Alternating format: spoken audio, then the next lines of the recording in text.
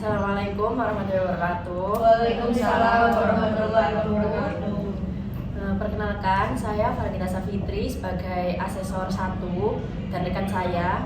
Saya Briana Yudifa Aulia sebagai asesor kedua. Di sini saya akan memberikan beberapa pertanyaan. Silahkan dibaca dan dijawab.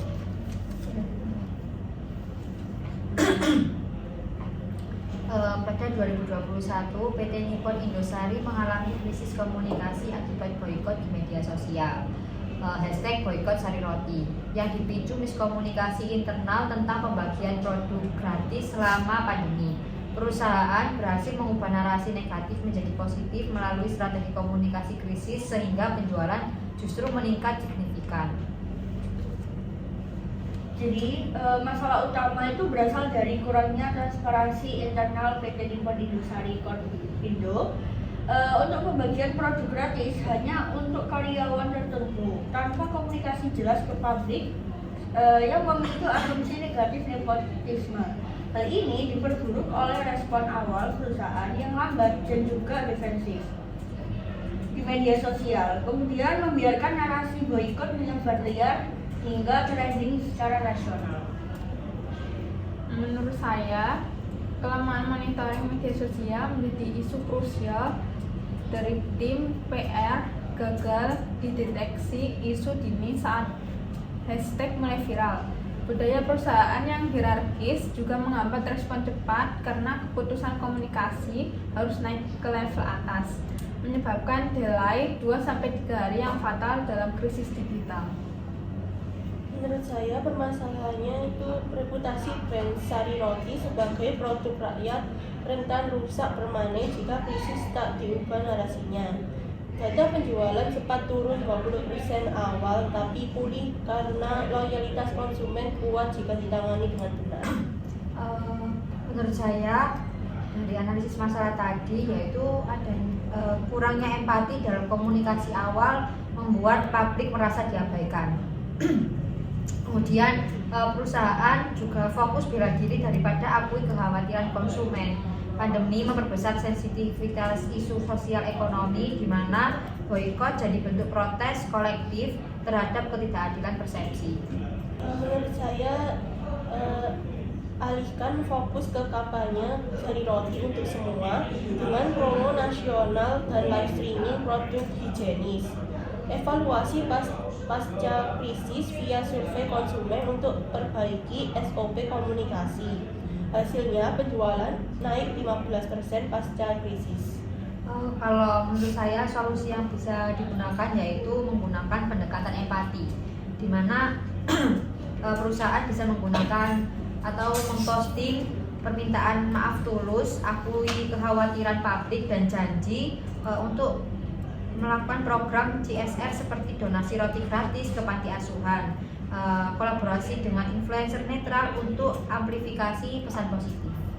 Oke, jadi kalau untuk menurut saya itu solusinya perusahaan segera merilis pernyataan resmi di media sosial seperti Instagram atau Twitter untuk mengklarifikasi bahwa program itu tuh untuk seluruh karyawan sebagai insentif pandemi, bukan sebagai nepotisme. Mereka juga unggah video behind the scene proses distribusi untuk membangun transparansi.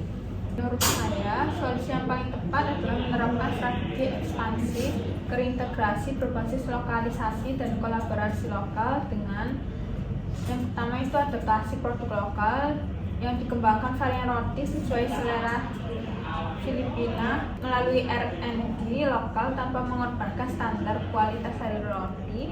Yang kedua, distribusi efisiensi dan dekat pasar, yaitu membangun produksi di wilayah padat penduduk serta gandeng mitra logistik lokal untuk menjaga kesegaran dan menekankan biaya distribusi. Baik, kesimpulannya dari solusi kita tadi, solusi yang diusulkan itu saling melengkapi, yaitu perlunya klarifikasi terbuka dan transparan, pembentukan tim respon krisis yang sigap dan terstruktur, penggunaan pendekatan komunikasi yang empatik, serta penguatan narasi positif melalui kampanye dan program sosial.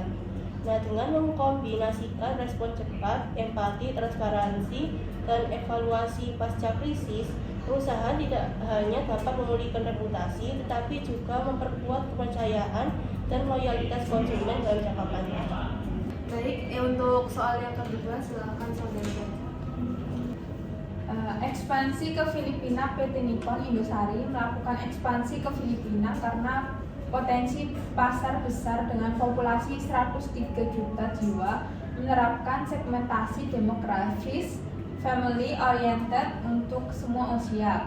Distribusi dilakukan usia agen dan toko kecil, mendukung pertumbuhan penjualan Nevo hingga 1,79 triliun pada semester 1 2004 tahun 2022. Jadi menurut saya analisisnya itu regulasi impor makanan ketat di Filipina dan fluktuasi nilai tukar peso versus rupiah bisa hambat scaling cepat.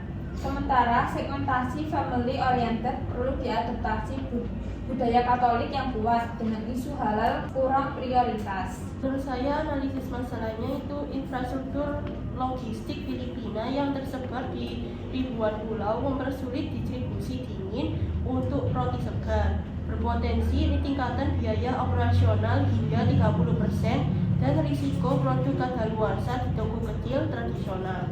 Kalau menurut saya tantangan utama dalam perusahaan adalah perbedaan selera konsumen Filipina yang lebih menyukai roti manis asin dengan isian tropis seperti ubi dan kelapa.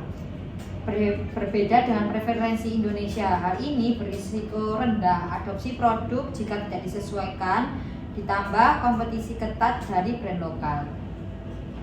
Kemudian kalau menurut saya itu kesadaran dari brand sari roti nol di Filipina beresiko lambat market penetralisasi meski potensi besar, ditambah tantangan SDM lokal yang kurang familiar dengan standar produksi massal tinggi di Nippon Indosari. Baik, solusi menurut saya yaitu R&D lokal perlu melakukan tes untuk varian rasa di Filipina seperti UB atau Ensaymada Inspired, uji coba pasar via pop-up store, dan kolaborasi dengan baker lokal untuk rasa autentik sambil pertahankan kualitas standar sari roti. Jadi kalau menurut saya solusinya itu luncurkan kampanye awareness via influencer di Filipina dan juga promo bundle family pack di supermarket. Kemudian rekrut dan latih tenaga lokal dengan program apprenticeship dari tim Indonesia untuk transfer ke knowledge cepat. Jadi solusi yang saya berikan yaitu mendapatkan verifikasi BFAD dini via konsultan lokal, lindungi exposure mata uang dengan hedging finansial, dan kampanye marketing family boarding via iklan TV, Fiesta, Teman untuk bangun loyalitas cepat. Kalau menurut saya solusinya itu membangun jaringan cold chain dengan mitra lokal seperti Grab atau LBC untuk pengiriman cepat. Prioritaskan produksi dekat pusat populasi seperti Manila dan Cebu, serta training agen distribusi untuk stok manajemen efisien. Jadi keseluruhan dari ini adalah kesimpulannya ekspansi sari roti ke pasar Filipina menghadapi tantangan multidimensional yang saling berkaitan, mulai dari perbedaan selera konsumen, keterbatasan infrastruktur logistik, hambatan regulasi dan risiko finansial, hingga rendahnya kesadaran merek serta kesiapan SDM lokal. Jika tidak ditangani secara terintegrasi, tantangan-tantangan ini berpotensi menghambat adopsi produk, meningkatkan biaya operasional dan memperlambat penetral pasar. Namun, melalui adaptasi produk berbasis R&D lokal, penguatan jaringan distribusi dan cold chain, kepatuhan regulasi sejak awal, strategi pemasaran yang sensitif budaya, serta pengembangan SDM lokal, sari roti memiliki peluang besar untuk membangun daya saing yang berkelanjutan di Filipina. Pendekatan yang kolaboratif dan bertahap akan menjadi kunci keberhasilan ekspansi dan pertumbuhan jangka panjang di pasar tersebut. Oke, sekian untuk LCD kali ini. Kurang lebihnya mohon maaf dan terima kasih. untuk partisipasi saudara. Assalamualaikum warahmatullahi wabarakatuh. Waalaikumsalam warahmatullahi wabarakatuh.